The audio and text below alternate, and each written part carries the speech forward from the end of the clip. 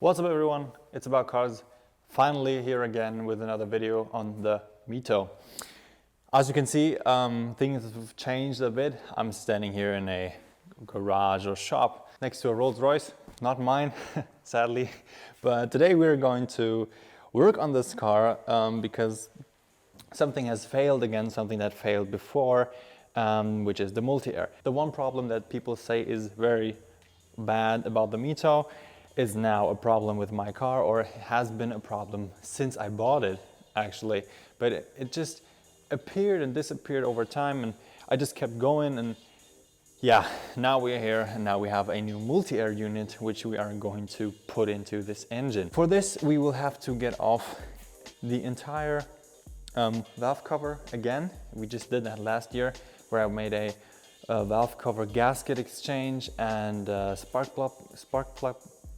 plug tube seal exchange and a Multiair filter exchange. If you haven't seen that video, click on the pop-up banner to watch that, because I'm not going to go over every step disassembling this engine, because I don't want to have this video be 40 minutes long. We're going to skip the parts or speed up the parts where we open the valve cover.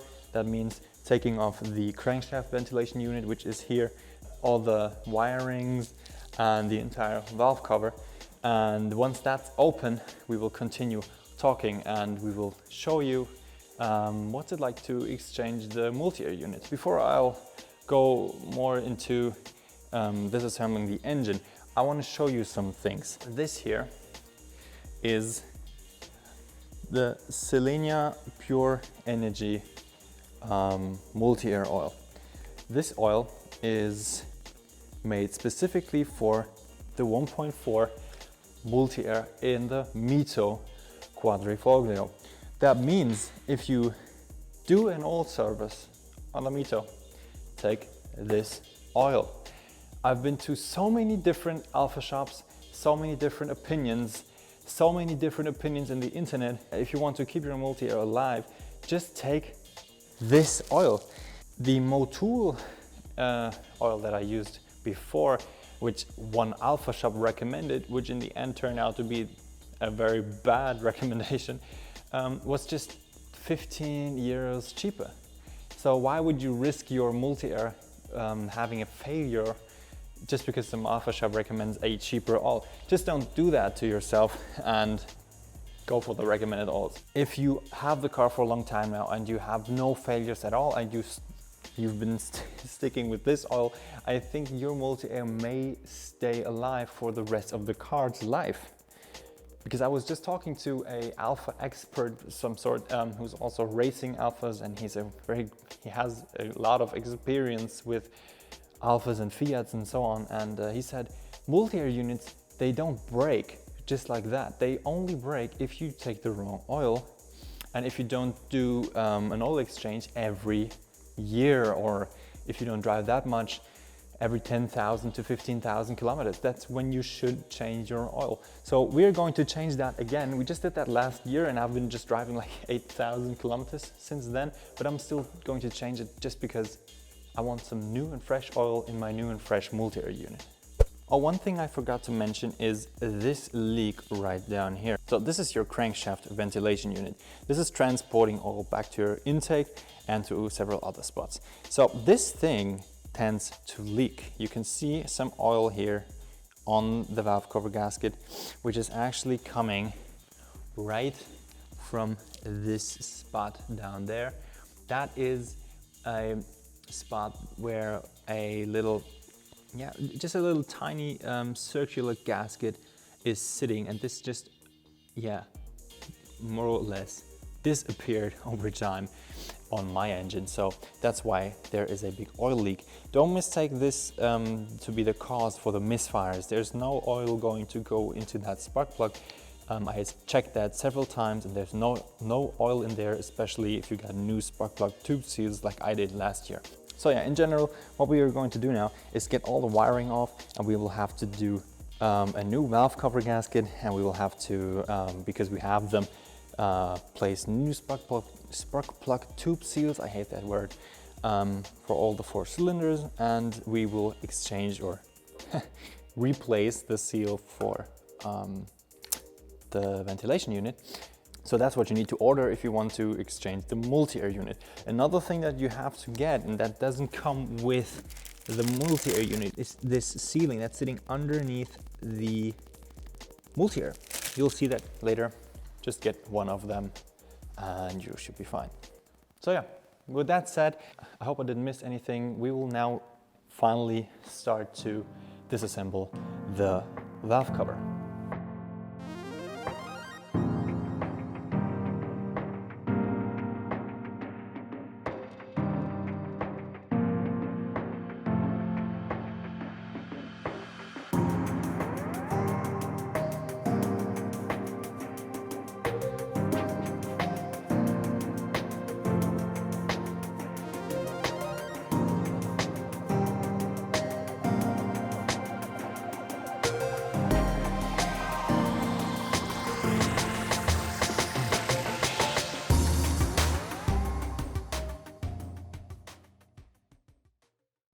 Okay, once we're this far, this is as far as I went in the last video where I was just replacing the valve cover, gasket and the spark plug tube seals and the Multiair filter. Once again, if you haven't seen that, click on the pop-out banner to fully watch how to disassemble the engine until this part. What we see right now is the Multiair.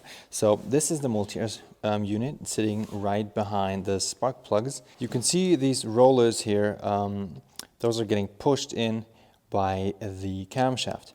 The Multiair comes with the springs and the rollers already attached, so you don't have to worry about those. You just need to pop off these T45s. There's 9 of them. There's one here, there's one there, one here, one here, here, and here. Then there's one there, one there. There's no bolt here, but there's one here and here. So it's 9. It's not 10. It's just 9 bolts, T45s. We're just gonna go ahead and unscrew everything here, and then we will gently lift the Multiair. If you just get the Multiair out and you don't want to replace it, and it's still working, but you need to do anything else, like for example upgrading the springs here, don't lay on top of these plugs. Don't set anything on them, don't lean on them, just leave them alone because they easily break. With that said, let's lift the Multiair up.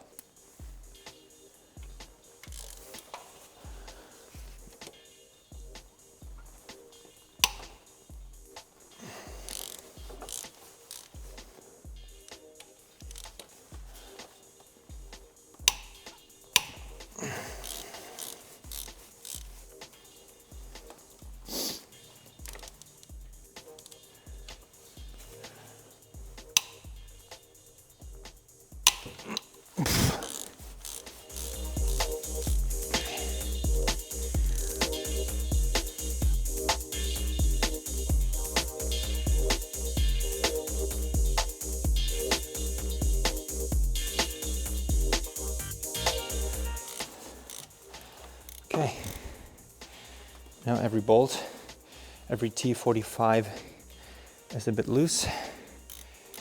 I can just go ahead and unscrew them by hand. That's number 1. Now I have new bolts. I assume you don't need them, but I'm just gonna go ahead and throw 9 new bolts in there.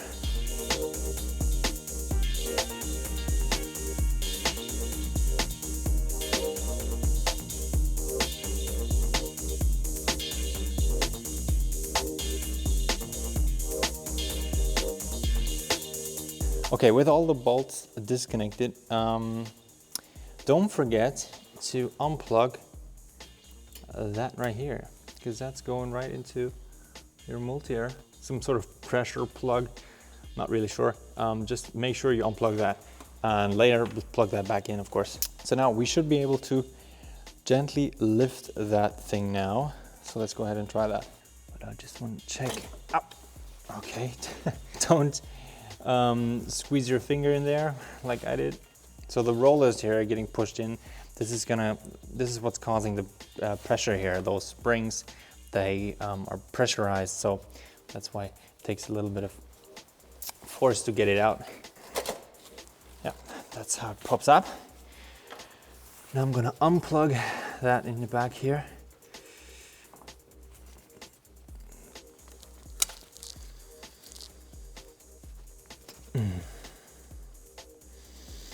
Did I ever say I hate plugs? I don't know why, but plugs, they really never want to get out. Yay. Applause. Okay, here we go. Lifting the Multiair. It's heavier than it looks. Or maybe it looks heavy to you.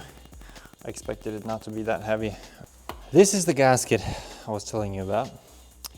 We need to exchange that. The Multiair doesn't come with the gasket and it doesn't come with the screws. So I just told them to throw the gasket in and throw the screws in because I wanted to have new screws. So anyway, let's just get that gasket out of the place. It's kind of hard.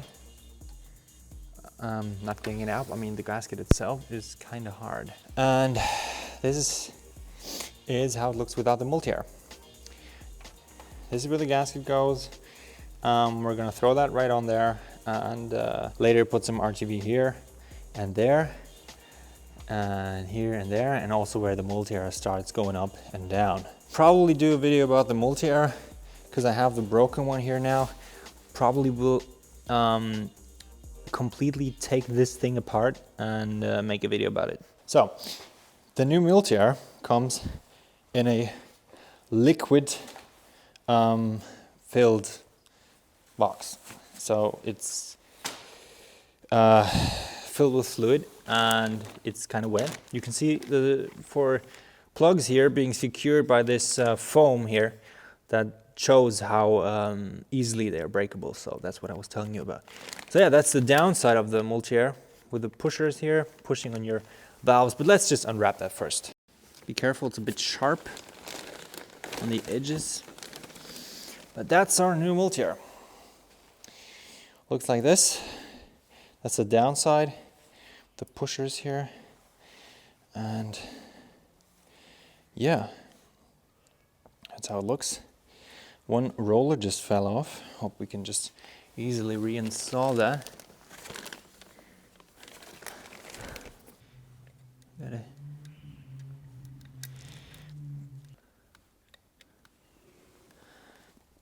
Okay, just clicks in. So don't worry, it's not broken. They're all a bit loose here. That just clicked out in the transport. So, yeah, before we throw that back on, of course we gotta put the gasket on, which is right there. I wanna throw that back into the engine bay. So, blue sides go up. And yeah, I'm just gonna put it back here. Maybe we should wipe the oil off. A bit of oil. Okay. Looking good. All right, just put it back in here and throw some RTV to the edges. When it's actually just as hard as the old one because it's actually made of metal. So let's get the new Multiair. I'm not wearing gloves now because they're a bit dirty. Like it's not supposed to go in here. What the hell is this? Second try putting the Multiair in. What was laying in here was actually a little helper that needs to go in there. Be careful with that. Now we're just gonna lay it there. Get this foam off.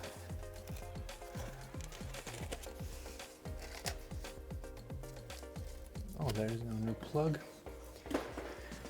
Right in like that. So I'm gonna start here on this side. Actually put 4 of those into the spots on each end by hand, and then I'm gonna hand tighten them slightly and see if that's enough pressure for the springs to go back in. So that camera is empty, so I just have to use that little FDR. So you see, it doesn't really want to get in because there's a lot of resistance going on here between the roller and the camshaft. This is the exhaust camshaft, and it's preventing this multi-air thing to go back in because it needs to pressurize that spring here. You just want to make sure that you go down evenly on the left and right side, and don't screw one side completely in and then go on to the left side. That will be a big problem later.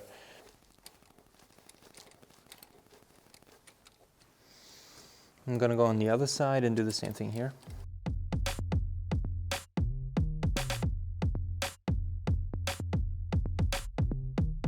You have to get the front two in first. I'm gonna do that. I'm not gonna worry about those in the back now.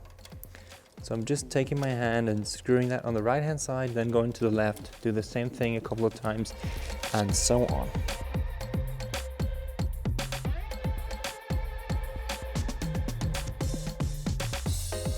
I'm gonna do the same thing here in the back now.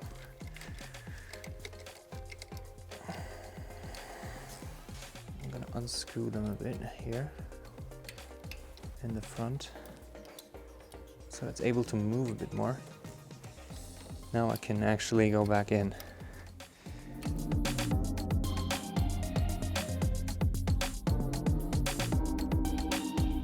Watch closely here now that it actually is sealed. Once again, I'm just using my hand, so don't overdo it. Same in the back here. Now I'm gonna move to the front. Starting to get pressured. Now it's just at the point where I want the other bolts to go in already. Here. I'm gonna take my new screws, throw them in there.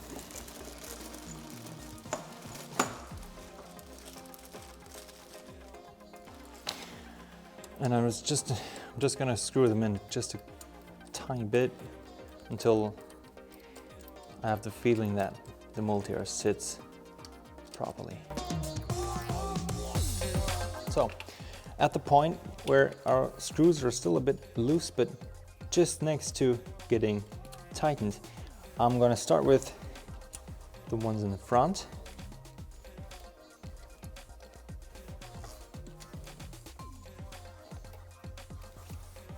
Move to the back. Once again, they're just hand tightened. Okay, we're at the spot where I'm starting to torque the new screws down to 40 Newton meters, that is 30 foot-pounds. Seeing that we have a lot of way to go still, I'm gonna actually do that here to a point I'm satisfied with, so it's not too much way left till torque spec.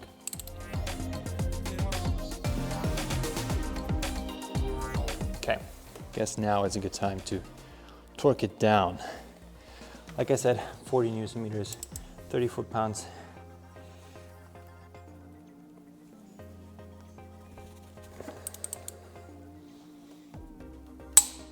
That's that.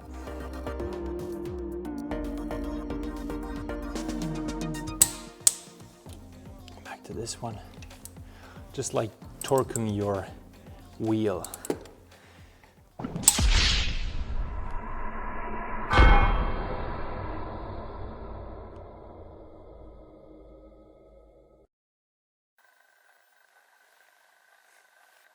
Well, this just happened.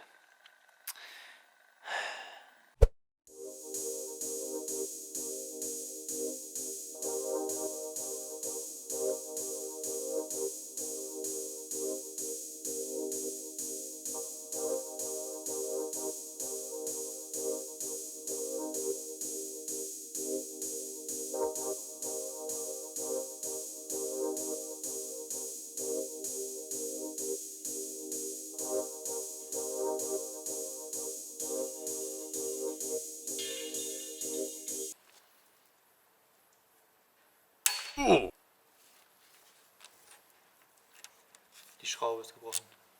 Nein. Doch. Tja.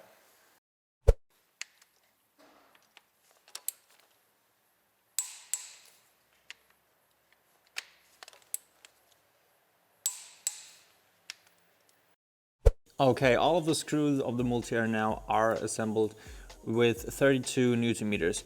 I previously told you that 40 Newton meters is the spec to go for.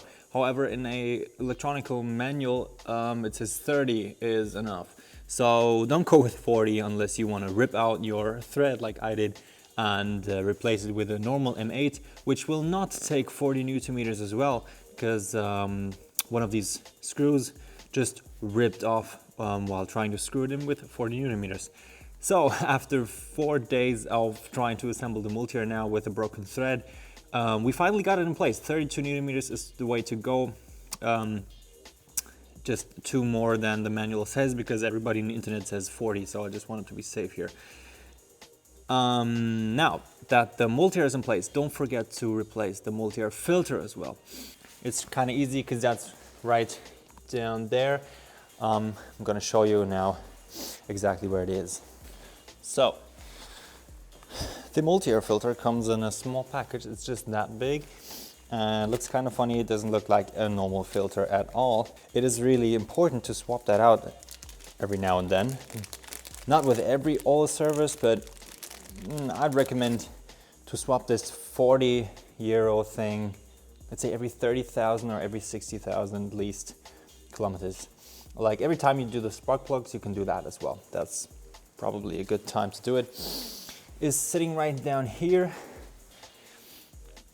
So Multiair filter sits down here, and this is a 10mm Allen. So you take a 10mm Allen key or hex, what do you want to call that. There's the wrench. There's one.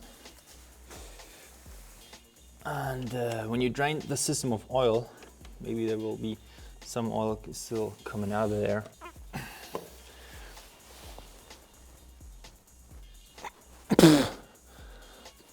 Probably overdone it last time I changed that. Let me just remove that plastic here.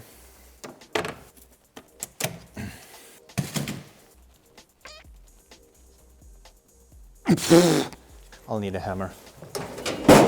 Sitting way too tight.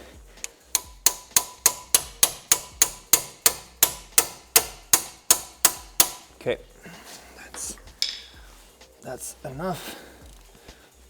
From the surface it looks just like the screws that, or the plugs that go into your gearbox, so probably is a magnetically sealed screw as well. Finding a torque spec for that one is kind of hard too. Yeah, tighten it up properly so that it makes a good surface, that it aligns with the surface of the side of your cylinder head. Now there comes a time when you think the Multiair is still screwed in, but you just have to drag it out of there. Yeah, there it comes, pops right out. Be careful with the oil. You don't want that on your timing belt. Now the engine's been sitting for 4 or 5 days now, and there's still a lot of oil coming out there. So if you do that in 1 day, yeah, be sure you have something there, little towel or little paper. Sometimes I don't get why I'm not using gloves when I work with oil, and then I use gloves when I don't need them. So stupid. You take the new Multiair filter, you just put it in there. Ah, there you go. Now it starts to resist quite early.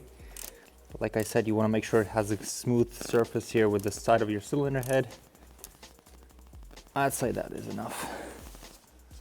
You're good to go. Cool. Next step, getting the gasket and the valve cover back on. And before I put the valve cover back on, I want to make sure the new Multiair is lubricated. What that means is it's kind of dry now, we can see that. And I don't want this Multiair to be dry when I start the engine. So what I'm going to do now, I'm going to take my little oil here. This oil, please, Can't say that enough.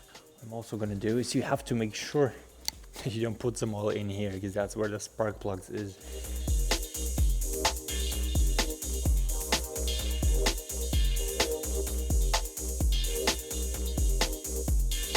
Now, before you put the valve cover gasket back on, be sure you take some of RTV, basically everywhere where your cylinder head has to go up and go down again. And again, if you want a detailed shot of where to put this RTV, then please check out the other video, because I don't want this video to be too long.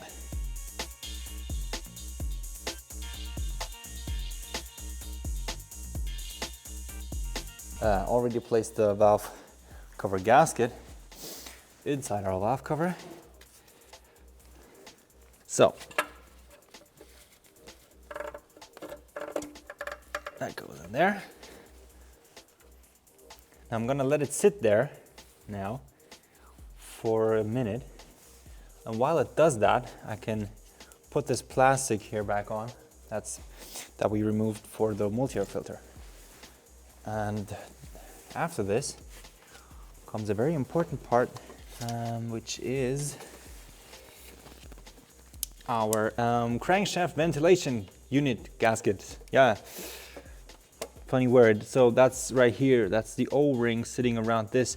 This is causing this oil leak that we can clearly see here, which could cause some oil going down into your spark plug here, which wouldn't be a good thing. So make sure that you'll change this every now and then. It comes within the kit for the valve cover gasket, so that's kind of neat. Can't provide a part number for that, or can I? Not sure. Need to look it up. If you need any part numbers though, let me know in the comments. Maybe I can put some part numbers that I used in the description. Might be handy for one of you guys. So I already broke this sealing, so because it's that hard over time. So you might need to, yeah, there you go. Just broke that in two. It's not soft anymore. Hopefully we won't break this one or throw that one into the engine bay like last time. Nope, that went well. Okay. New sealing in place. Doesn't look better than the old one, to be honest, but it says it's meant for that. It does fit, so maybe that will do the trick. Now it's time to screw all our valve cover screws in. From here on, I'll speed up things. Oh yeah, funny thing, don't forget this one in this hole. Yeah, don't forget it. Last time I removed that bracket entirely in the valve cover video, but you don't have to do that, as you saw. It's not necessary. So you can save yourself some time here.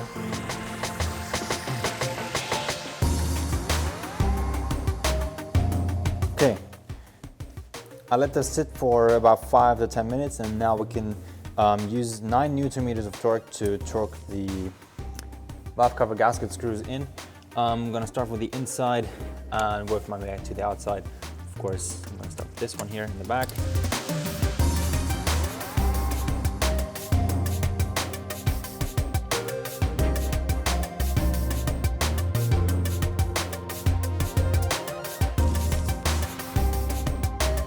Onto this part, we are going to connect the new Multiair into these plugs here. That's why I didn't screw this one in already, because I need the space here for that plug.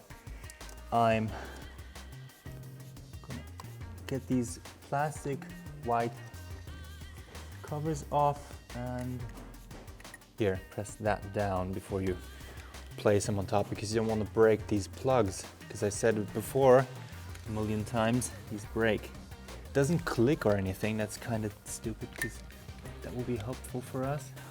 Last but not least, the thing that a lot of people forget is the one down here. So don't forget this one.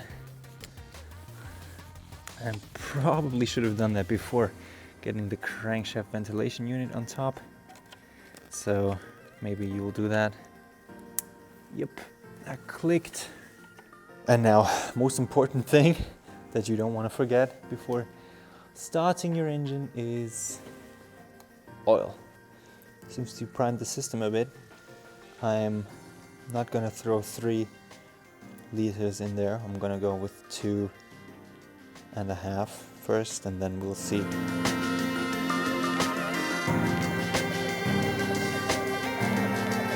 You're at this point where everything is assembled, and what you don't assemble is your spark plugs, because I'm gonna prime the system now with oil. I'm gonna sit in the car, and I'm gonna have my throttle pressed entirely down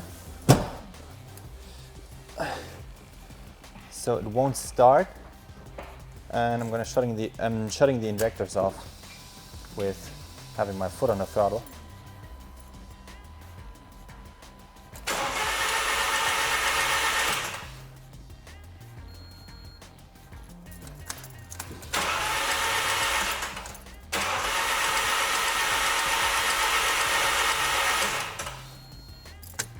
That should be enough. Okay, now I'm plugging the spark plugs back in.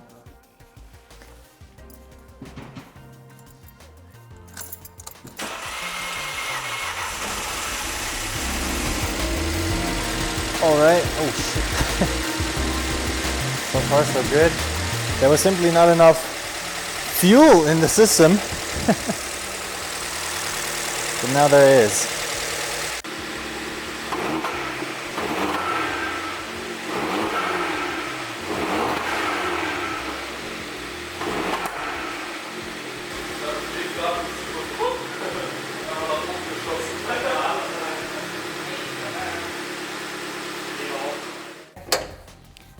This is, that didn't work. This is how you do the Multiair This is how you do the Multiair exchange. So in this video we exchange the Multiair unit.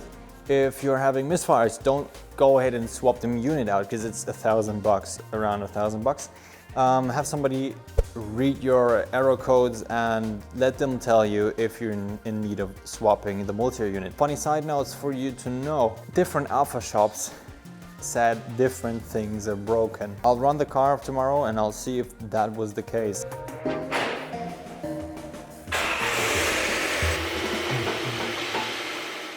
Check engine light is gone. Car is running great.